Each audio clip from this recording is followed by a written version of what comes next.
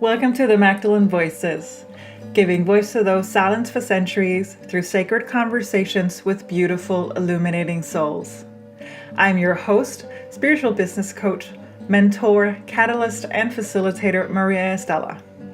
I serve spiritual entrepreneurs, Magdalene's rising, and radiant beings just like you with the expansion and growth of yourself and your business, aligning you with your deep inner truth, bringing to life that which you're here to birth, and supporting you in expressing your soul's divine purpose through your being and doing in this lifetime.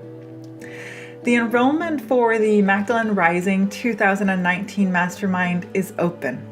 If you're a soul-driven, heart-based entrepreneur who knows that 2019 has big things in store for you, and you want to be part of a sacred collective of amazing souls as you grow yourself and your business from within, check out mariaestella.com/mastermind. Also, if you haven't already, I highly encourage you to join my newsletter to stay connected and updated. You can do so on my website, mariaestella.com, where you can also find previous episodes and their show notes. And finally, if you have ever wondered about your Magdalene connection and calling and whether you are a Magdalene, I invite you to download the free Magdalene blueprint I've created for you. Go to mariaestella.com/AYM to get it. Today I am joined by Zack Shay for an enlightening sacred conversation about gender fluidity, transgender identities, and spirituality. Zack Shay is a serial entrepreneur and activist who helps people to create a business that generates financial freedom while taking time to enjoy life. Zack is passionate about empowering people to take back the power in their lives. Today's episode is a powerful, deep, and unveiling conversation that honestly blew my mind at times, and I hope you will listen with an open heart and mind so that we may, together, create a world that is open and inclusive of all, no matter our gender identity, our sexuality, our faith, or our color. As you will hear us say, we share to the best of our abilities, so take what serves you and leave the rest. As always, you will find links to everything we mention in the show notes. Here is our sacred conversation. Zack, welcome to the Magdalene Voices, and thank you so much for being here. It is truly an honor and pleasure to have you. You came, it's interesting, or not funny, but when I open myself up to the next guest or to the next person or topic or subject that I would like to have on the show, I don't necessarily run out and research.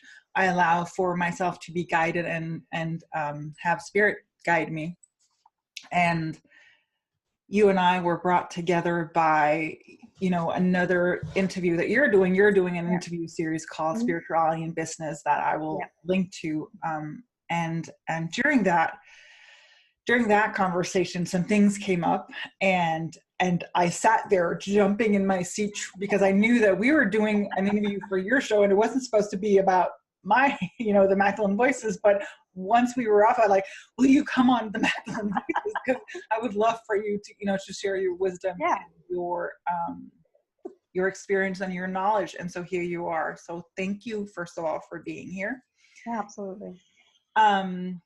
We're going to be diving into a very broad topic, and and I don't think even though we have some pointers, I'm not really sure that either of us know exactly where we're going to go with this.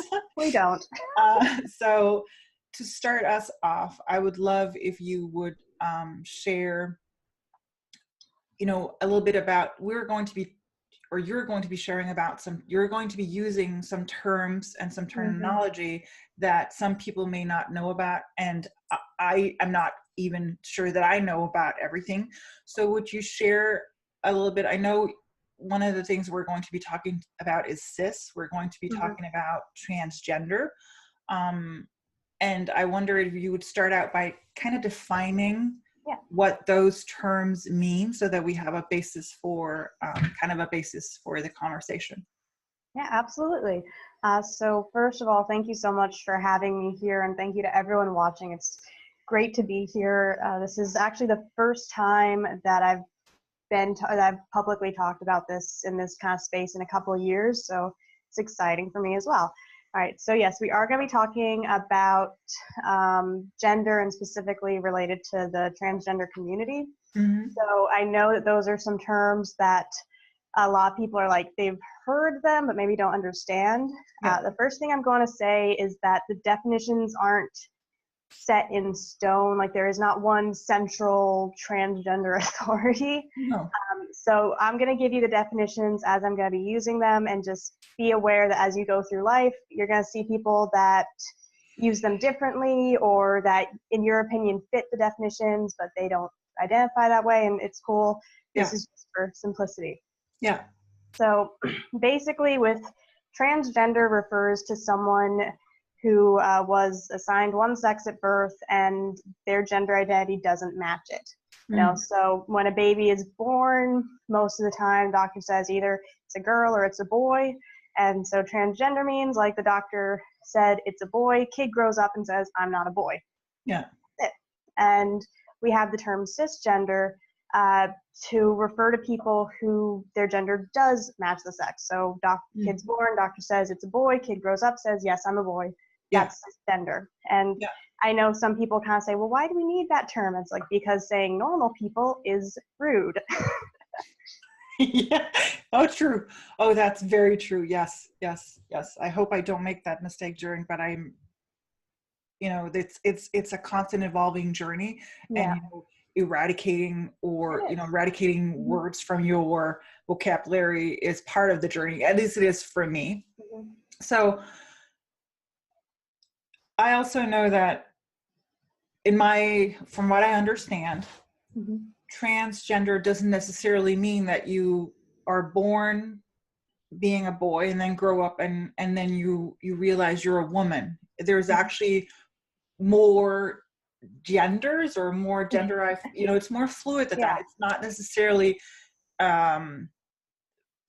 boy grows up, wants to be a woman, and then starts transcending into being a woman, or you know, a woman grows up. There are different, there's more than one. I mean, because it's about our minds. I guess it's because we want boxes, so I'd like to put you in a box so I can understand, but this is not something that I necessarily can understand unless I begin to expand my current understanding. Yes, and it is something that we're probably going to be talking about in great detail later. This is, it's starting to get better now, but it is something that a lot of people kind of have trouble with accepting transgenderism. And in my experience, a lot of people will have a line where it's like, I'm willing to accept the transgender community up to this point, but not you guys. You guys are too weird. Yes. And it's what happens. So don't want to get into that too much. But yes, so basically, you're exactly right. A lot of people, they're most familiar of the transgender community in transgender men and transgender women. And so transgender men are people who were born, doctor said it's a girl, kid grows up, says, no, I'm a boy. And transgender women are people where kid's born, doctor says it's a girl. Doctor says it's a boy, kid grows up, says, no, I'm a woman. Might have messed that up, sorry. Anyways, so people get it, when we say transgender man or transgender woman, we're referring to the person's identity. So a transgender man identifies as a man. You know, whatever his body looks like when he's naked, he identifies as a man, and we respect that. And what he looks like naked isn't really our business. No. But and that's something that I have to take the time to explain, because again, not everyone knows it. Yeah, exactly. Yeah. And I love how you say that it's like how we look, what we look like naked is nobody's business, because there seems to be this, when it comes to those who are trans, and, you know, maybe we should even include like the LGBTQ, all of those identifications, there seems to be this oh, but I want to know more. Yeah, there's an Being invasion. cis, I apparently have the right to know Mm-hmm. more about your sexuality and your body parts and your medical history and all of that. Exactly, Which would be a gross invasion Mm-hmm. of privacy if it happened to a cis person. So the idea that I somehow have to understand what your makeup is. Yeah. You know, if we flip the narrative, would some, like, if you're a cis person if you're someone who's cis person who's listening to this, think about it that way. How would you feel if someone came to you and said, oh, I want about your sexuality. I want to know, how you have sex. I want to know what you look like without, clothes. I want to know. You would never, that's not something that you would consider that a gross invasion of your privacy. And so in the name of quote unquote understanding, we apparently feel that we have the right to understand or know. And I just want to make that clear that you don't, and we don't as cisgenders have that right. No. Now in terms of transgender identities, or at least that's the way that I view the world. Mm-hmm. I view the world, and I think we're moving beyond it. I think that's part of that. That's why we have we live in the world of, like, we've been conditioned, at least, into believing that we live in the world of duality, the world of hot and cold, wet and dry, warm and did I say that, cold? And all of these, subtle and then flexible, or soft and hard, and spirit and matter. And I wonder how you, as a transgender person, sees that world, or is in that world. Yeah, I'm just gonna stop myself talking, because it's like, how do you view that world? Yeah, absolutely. So first, because everyone watching don't know what the introduction said, but I personally am non-binary. I don't identify with male or female. I identify with neither. So like, I'm just kind of really outside of that duality. And honestly, I don't understand the idea of the duality, because to me, someone says, oh, there's, the duality between hot and cold. I'm like, okay, but there's a whole bunch of degrees in between hot and cold. And then there's a dry heat and a wet heat, and, there's different kinds of cold. So I think you guys are oversimplifying it. Yes. Yeah. Like, I don't really see the dualities. I see the value in using them as a framework, because if you've got like and I actually recently burnt my hand on a piece of metal that was hot, and it would not serve anyone to go into a deep philosophical debate about the nature of emotions. Like, dude, that's hot, don't touch it. So I get the purpose of them, but the thing I see is that the purpose is to kind of simplify it so that we can have this conversation. All of language, as far as I'm concerned, is simplifying concepts that we maybe can't simplify. All of religion, all of that, we have to be able to communicate, so we simplify. But then we take those simplifications as set in stone, as like the way the universe works. And then when you tear into how the universe works, you break things apart and you realize that, that solid chunk of iron is actually a whole bunch of molecules, and those molecules are actually a whole bunch of protons and neutrons, and those protons and neutrons are made up of things that I don't even know what are, but I happen to know we found, and we keep going smaller and smaller and going, oh wow, we haven't reached the bottom of this. No. I mean, just with that, my mind was completely blown, because like, okay, so because I've been using, and I am using those terms, and I, yes, it's, to simplify and to probably make it easier, but I'm like, I feel like I'm missing out on a whole range of tastes. Like, it's like, what have I been missing out on? Because Yes, and of course I also work with what's in between, but still to have that understanding inherent, it's like, what did I do? Yeah, my mind was just blown. I love that. So in terms of in terms of spirituality, and of course we should also preface it, you're not speaking for every single transgender person on this planet and beyond. You know, it's your understanding, and I always, like I said, encourage people to take what serves them and leave the rest. So you know, this is not the way that transgender people view spirituality. But how do you view your spirituality? What is your practices, or what is your way? Like, what's your journey? Yeah, absolutely. So I'm not sure how much the gender comes into play with it, but of course it makes a lot of sense. Like I identify very strongly with the trickster archetype, which shouldn't come as much of a surprise to people who know me. And yeah, there are gonna be people who say, well, of course you do, you know, you don't fit in, and that's like the definition of the trickster archetype, but I don't really care. So my path, I've actually noticed a pattern that I'm still not entirely sure what I'm supposed to be doing with, but I actually, I will find a path and like kind of go really deep into it, like just immerse myself in it. And while I'm there, like I am genuinely immersing myself in it. I'm genuinely feeling, yes, this is right. This is the one way. I've found the answers I need, and I'll immerse myself in it really, really deeply. And then after a few months or a few years or however long, I'll basically kind of like come back up to the surface in a sense, and I'll integrate the parts that serve me, but I'll also notice the parts of that path that I think, in my humble opinion, need to be changed. Yes.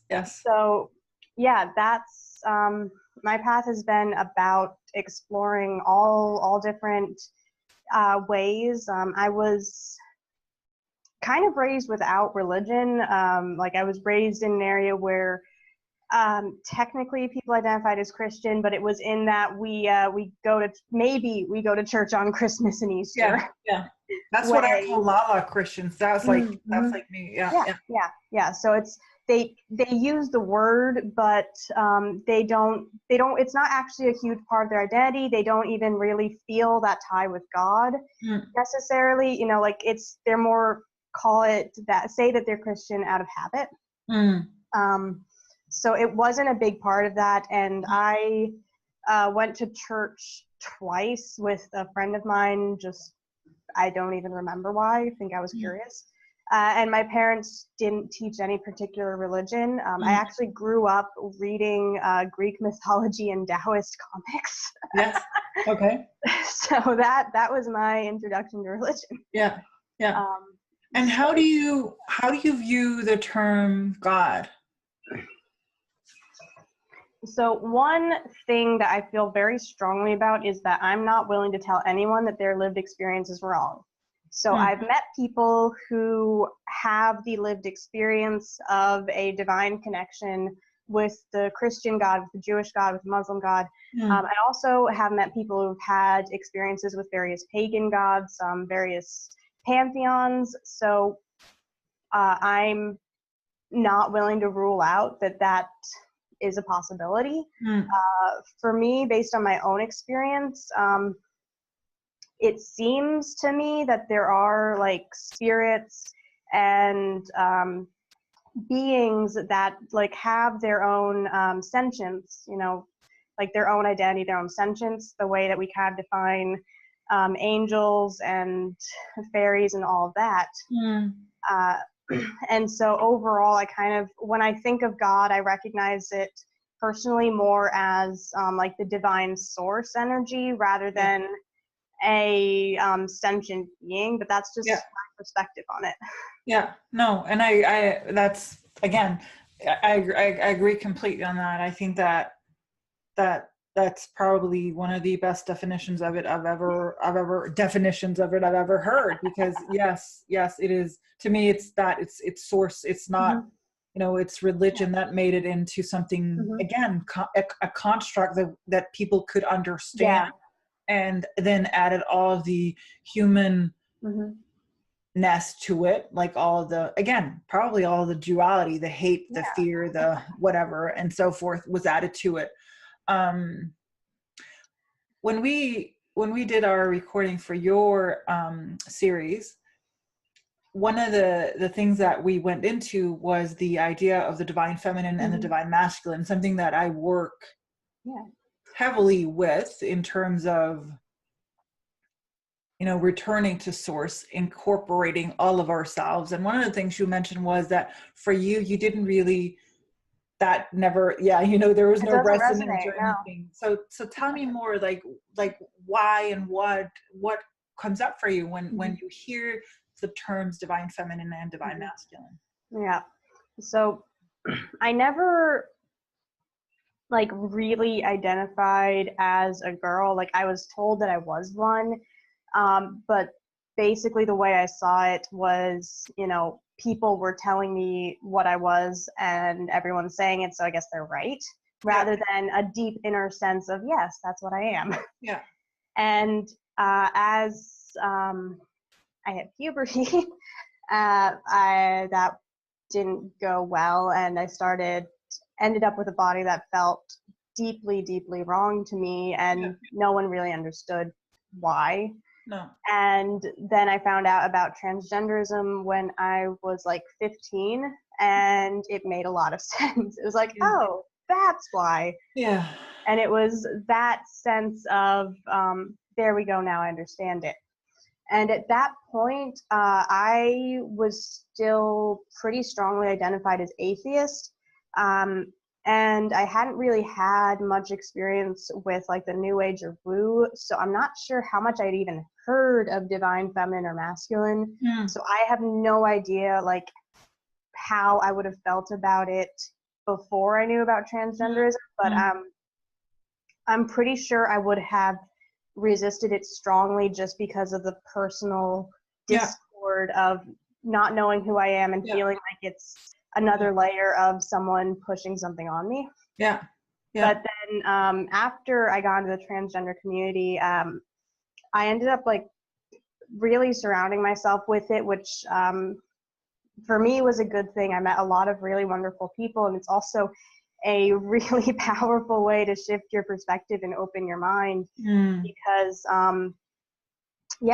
everything that people take for granted about gender, there's a transgender person that just throws it out the window. Yeah. And what we were talking about earlier, it's very invasive to ask someone about, but the thing to really acknowledge is that the reason we ask it of transgender people is because we take it for granted of cisgender people. It's weird and we don't like thinking about it, but someone looks at you and they're making assumptions about your genitals. Not on a conscious level, but they're doing it. Yeah. And that's kind of a weird thing to realize. And then a baby is born, and the first thing we ask about it really is, what genitalia does it have? And of course we don't say it in that way, but we have nothing else to base it on. So really you're asking about the kid's genitals. It's kind of hey, this is a little weird. Yeah. But we take it so for granted because it's just the way things are. Yeah. And so, it's the thing. It's the way. I want to say it's the way that things were. It's the way that things have been, and and yes, it may be the way that things are in some places, but that's part of what that's part of why we have this conversation, is really to illuminate and to support the transformation and the change of that, so that so that whatever the baby, whatever genitalia the baby's born with, they can actually grow into their own person and be binary and, non-gender or transgender, or, what they want to be. Do you think that, because for me, it's so one of the things for me, for me, one of the things I try to emphasize whenever I speak about divine feminine and divine masculine is that, to me, it's not about gender. To me, divine feminine and divine masculine, but I understand that for some reason the word feminine has been put onto to women, and the word masculine has been put onto men. But I don't necessarily see it as way, because I know that for me personally, I've been considered quote unquote very masculine in my, and I do have a very strong, powerful sense of the divine masculine. And that's what I see now, you know, and earlier on I was, you know, I've been like not considered myself to be feminine enough. And one of the things that I did, and I can't remember if I shared this, but one of the things that I did was, you know, to me, then feminine became about the external appearance. You know, I wore high heels, pencil skirts, you know, acrylic nails, long blonde hair, and tried to be that person that I thought was supposed to be feminine in order to have that, you know. But I also today know that, you know, in my work and the business that I do, my ability to hold space for, you know, the divine masculine of action and doing and building and foundations and so forth is one of my, like, that's one of my strong assets. So if I try to throw that out, you know, then I'll lose a huge part of what makes me me. So do you think that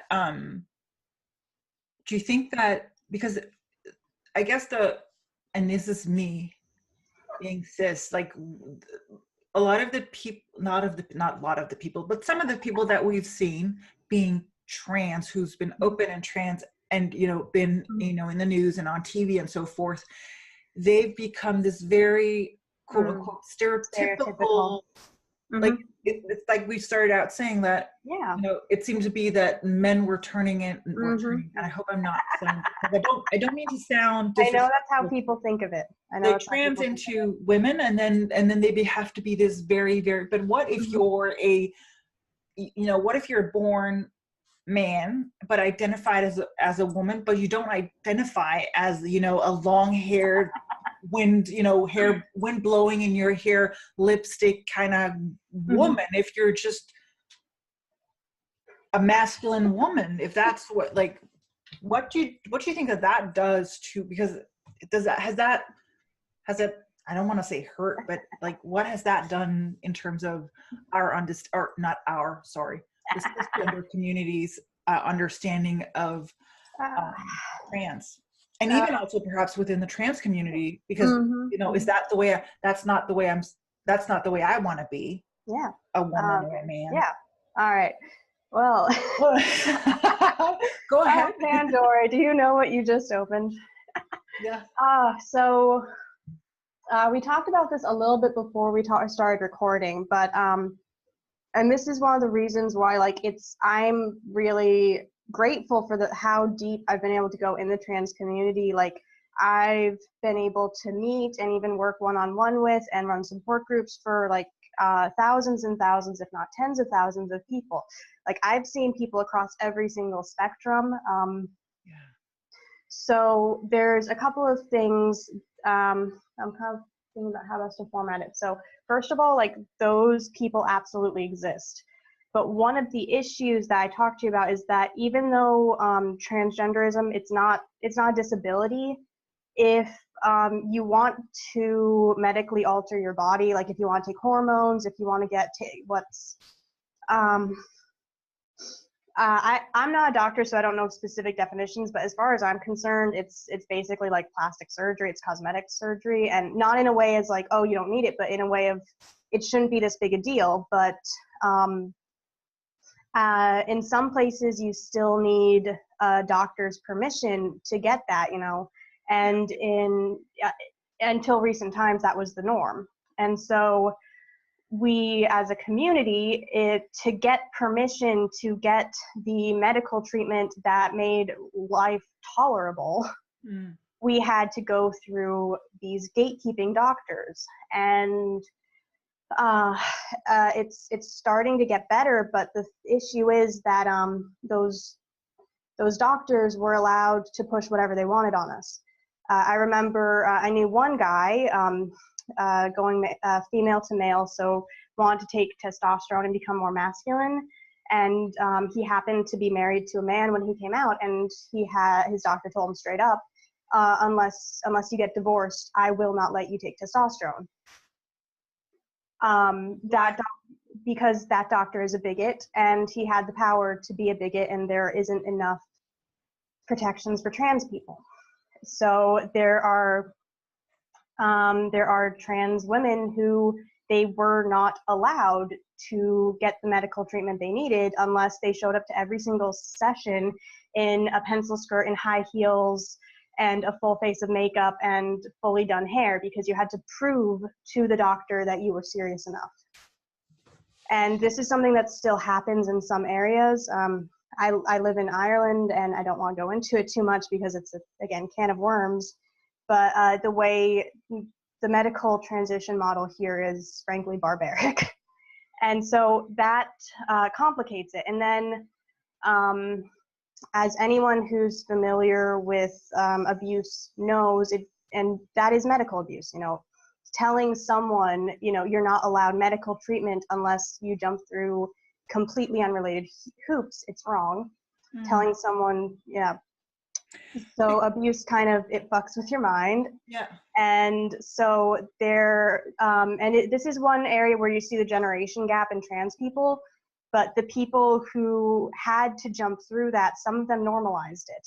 And so, they said this, if you want to be a transgender woman, you have to be this, you're not allowed to be a tomboy, just because they normalized the mistreatment, and, that's how they coped with it. And instead of being able to say this is wrong, they normalized it, which sucks. But correct me if I'm wrong. To me, being cis,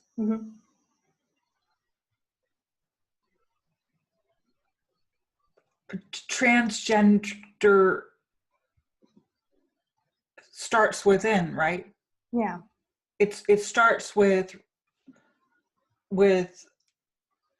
idea. Well, like thought something's off, and I can't figure out what it is, and whatever at first I thought that meant, like I said in the beginning, I meant, okay, so you're not a man, you're actually a woman, and so we quote unquote change that, or you're not a woman, you are actually a man, so we change that. But now we've gone into the binaries where there's fluidity, and there's not necessarily that, and you don't necessarily want to change your body. Maybe you want to. Yeah, not everyone does, and how much they does also varies. And so that doesn't, to me, I just want to make sure I've understood this correctly. So that doesn't mean that change, like, you may or may not want to change your external appearances, but it's more about your internal identification, and that sometimes have an external expression. And then that external expression, are you saying, was then put into a box? If you're someone who wants to change your external appearances, then you have to be what we perceive to be a woman, or what your doctor perceives, because it doesn't matter what anyone else in your community thinks, just the doctor. Okay. Yeah, so like you could in fact be in a community where everyone else around you is saying, don't be like that, and in fact it's caused tension, because of course when you come out and you turn into this, stereotypical 50s over the top icon, there are a lot of cisgender women who look at that and go, that's not me. Is that really what you think a woman is? Like a certain level of insult. It's like, not entirely.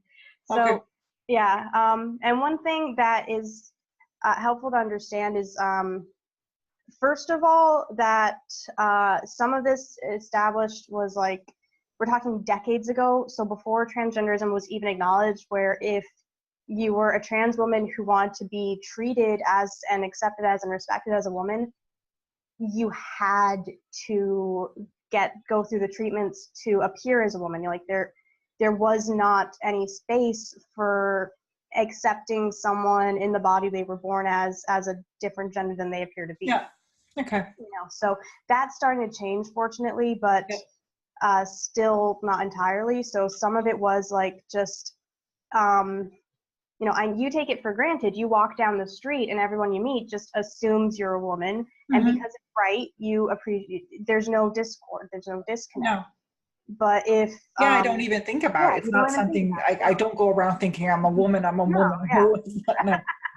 Yeah, exactly. And so you don't even, like, it's just taken for granted that people meet you and they automatically know this person wants to be referred to using she, her pronouns, you know. Yes. That's it. People you just take it for granted. Whereas for transgender people, if you want that same right, you need to alter your body. And there are also people, there's the discord caused by like having a gender that doesn't match what you were born as is referred to as dysphoria, which is the opposite of euphoria. And so there is social, and then there is also physical. So social dysphoria means that the really negative feeling when you don't get treated as you are, you know, and to a certain degree, like there's some like mindfulness and mindset that you can do about that, but to a certain degree, ultimately you really should be able to just be respected as who you are. Absolutely. So, and then there's also the physical dysphoria, and I don't think we really understand where it comes from. Basically, our brain, and there's research to show this, like our brain has a map of what our body is supposed to look like.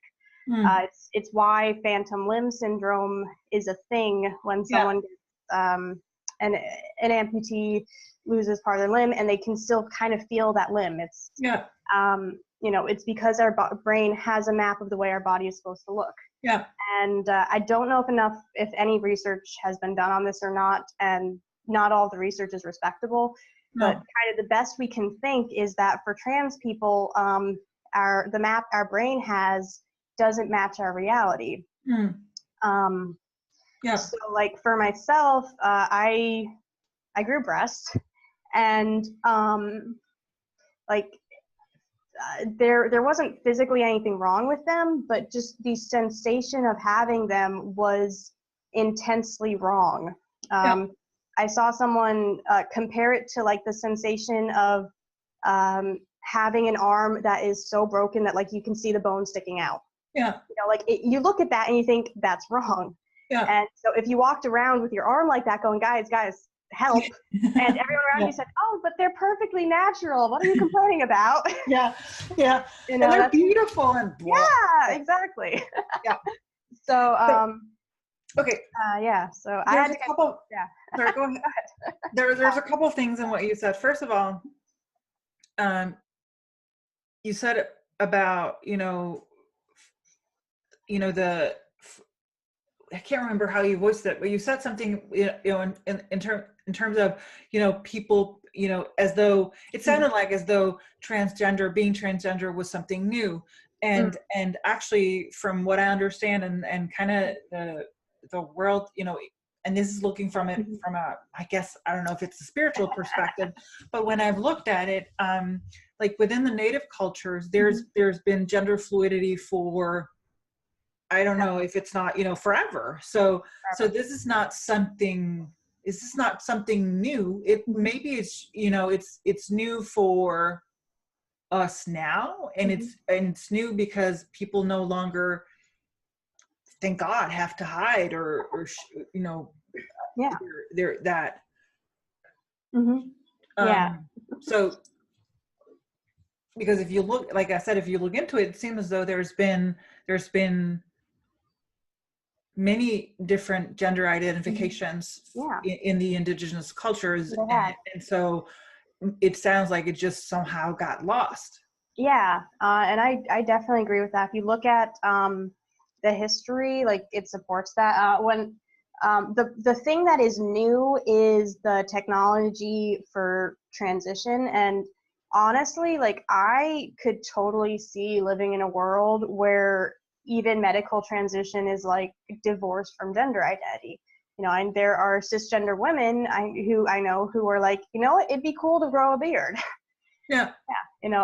There's definitely like a range of how you want your body to look that I think we could embrace if we weren't so obsessed with gender roles. Yes. And yeah, it's absolutely true that if you look at cultures across the world, across millennia, this happens, and there's stories even in like the Christian European, like super steeped in gender roles, of people living as the opposite sex for various reasons. And it's, of course, it's hard to like you can't go back in time and ask the person how like, what was your personal experience? No. You know, so we extrapolate, we don't know for sure.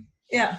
I wonder, I have a question, and I'm not sure if it's actually spiritual bypassing or not. So let me know if this is quote unquote too much or goes too far. But I'm wondering from a soul level or a spirit perspective, and this may even go into because I know that you mentioned before we went on that there are people, there's this othering, you called it, where people are actually fetishizing transgender, and it goes into the point where they're like, transgender is again being, they're being elevated, but they're still being othered because it's like this, new race or whatever. It's but I'm wondering, because to me, my soul, part of my soul made a commitment to come into this world and come into this world, being born into the family I was born into, being born into the challenges and the obstacles and, everything that I've had to go through, or I went through in order to be where I am right now. And I wonder, because I also know I knew I was going to cry in this, and it's like, I was just avoiding. And I will talk about, you have an amazing piece of article that I'm going to talk about as well. But because I'm curious to know your perspective on that, because the very, very sad reality is that a lot of people within the LGBTQ community experience so much hardship and so much pain and so much, and it breaks my heart, that because to me love is love. And so what is your thought on that? And the thing is, I can sense myself, because I don't want to be spiritually bypassing, because I say, oh, you chose this and blah blah blah. That's not, like, that doesn't make it right. It doesn't, whether or not you as a soul chose to come into a family, and whether you chose to come here as transgender or cis or whatever, that never ever makes it okay for anyone to disrespect you, or like for something that is beyond and outside of you as a human being. Do you get my question? Does it not entirely, like, no. So I am wondering, from a soul level or a spiritual perspective, why would someone choose to come in as transgender? If they choose to come in as transgender, and again, this may be, I'm not. Go ahead. Okay. Why do you think if you feel that you chose, like, why, like, maybe we should start there. So as I said before, like, I've known people of all different spiritualities. So there's a broad range of experiences, but there's a lot of people in the transgender and queer community at large who have specifically been victimized in the name of religion. And now there are also plenty of religious people who are very supportive, and I've also known atheists who are very not supportive. So, just throwing that out there. But I've known quite a few transgender people who are, like, very strongly atheist.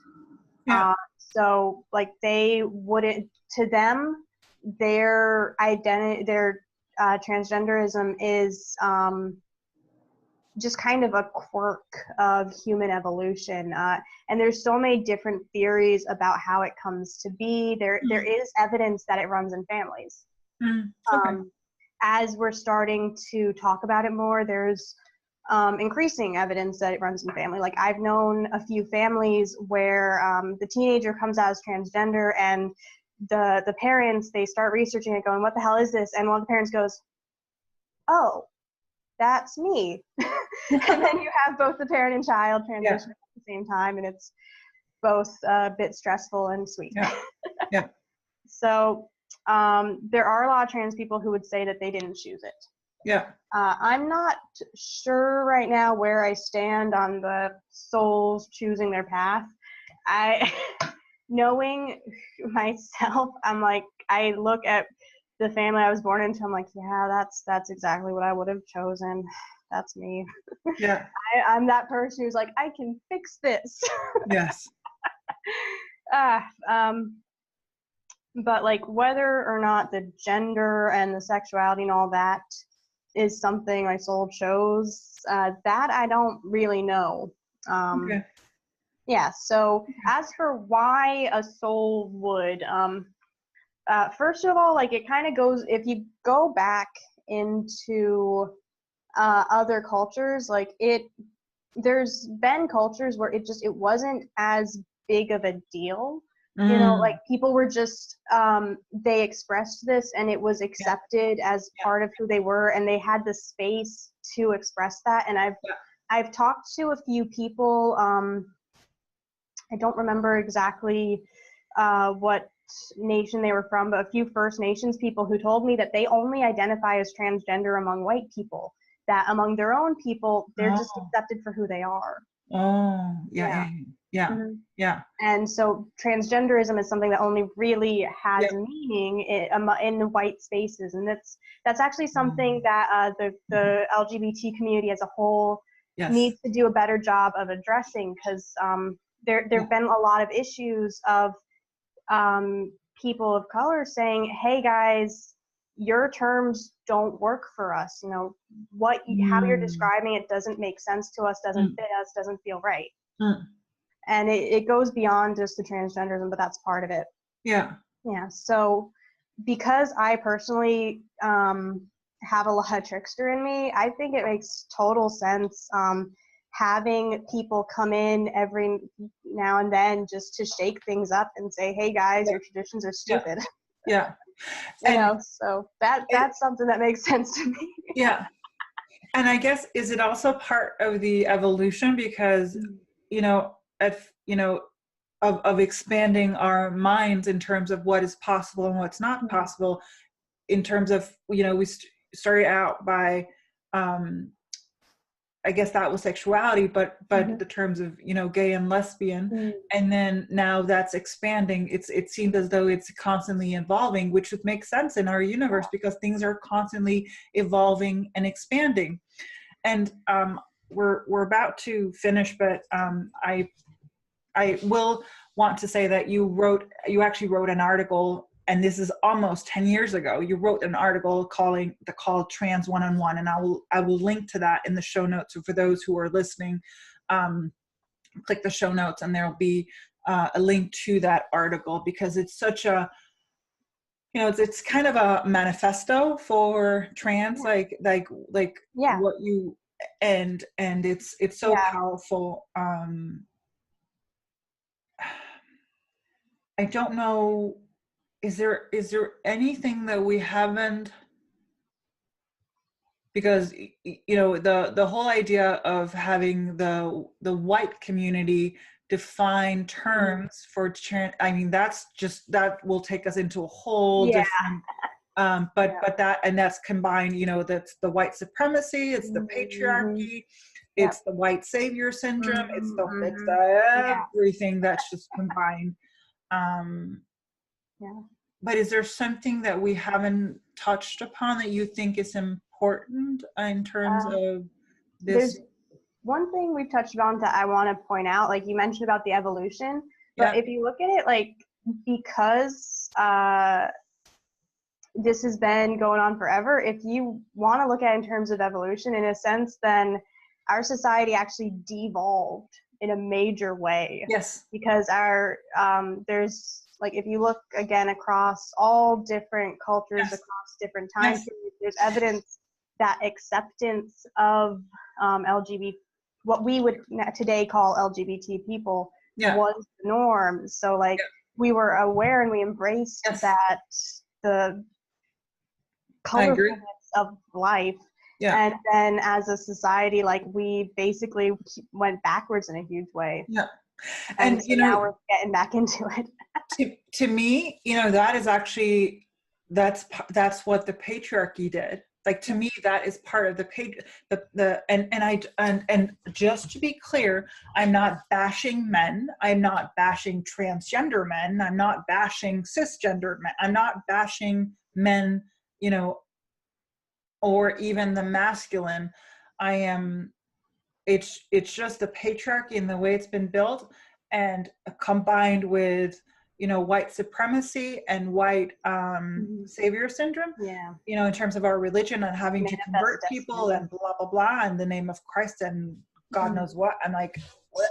To me, that's actually, again, that's to me, and that's because I am who I am, and that's my world, that's what the divine feminine sweeping across it, like the return to our hearts. And that has, you know, you can call it divine feminine or wherever you want to call it, but to me, that there is a clear sweeping that's going on where, you know, we come from our hearts rather than our minds. And when we are able to see with our hearts, I am able to meet you as who you are without necessarily having to understand your gender.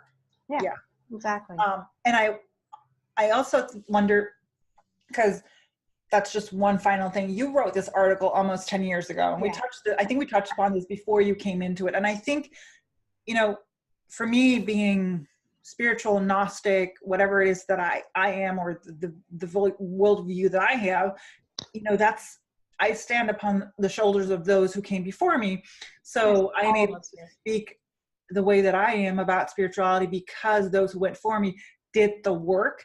And so I know that you've done a lot of work, and I think that we're then able to hold space for the new souls or the new people coming in, so they don't have to, I mean, thank God there are people who grow up knowing they're, you know, LGBTQ in any shape or form, and they're just being loved and embraced for that, because their parents or those in the families have done the work and gone before them. So what do you see, like, what is the shift? Because since you've been doing this, and this is not even the real work that you do, it's just, you know, you've been doing this or involved in this for over 10 years. What's the transformation that you've seen? It's been, the shift in the community has been pretty amazing. There's more awareness of it. Like people, you're hearing more and more stories of kids coming out younger and younger and being accepted for it. And you're also hearing, like, most of what you hear and what I see from like high school students is acceptance. You know, like the next generation is just so loving and open-hearted. It's they're gonna shake things up in a really big way. Yes. And things like Laverne Cox and Caitlyn Jenner, just we are having more, and Chaz Bono, we're having more and more people who are coming out of as transgender, and things still aren't perfect, but we're at least acknowledging it in more mainstream spaces. I think, is that our cue to, Sax, thank you for being willing to share so openly and so freely and so honestly and so vulnerably, because I know, you know, parts of this have gone into deep places. I am going to include in the show notes, people can find link to your website and to the articles and to all of that, to make sure that if there's, like, if they want to know more, you have, you know, you have a plethora of resources and places to look. So thank you so much for being a part of this. Thank you. Yeah, absolutely. And thank you for having me and for holding space for this conversation. It's really beautiful the way that the world is changing and opening up. Yes, you're welcome.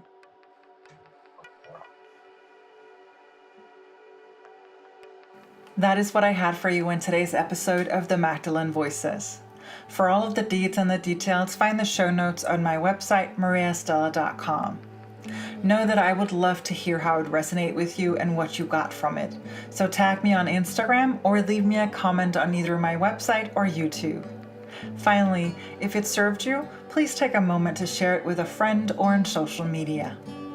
God bless.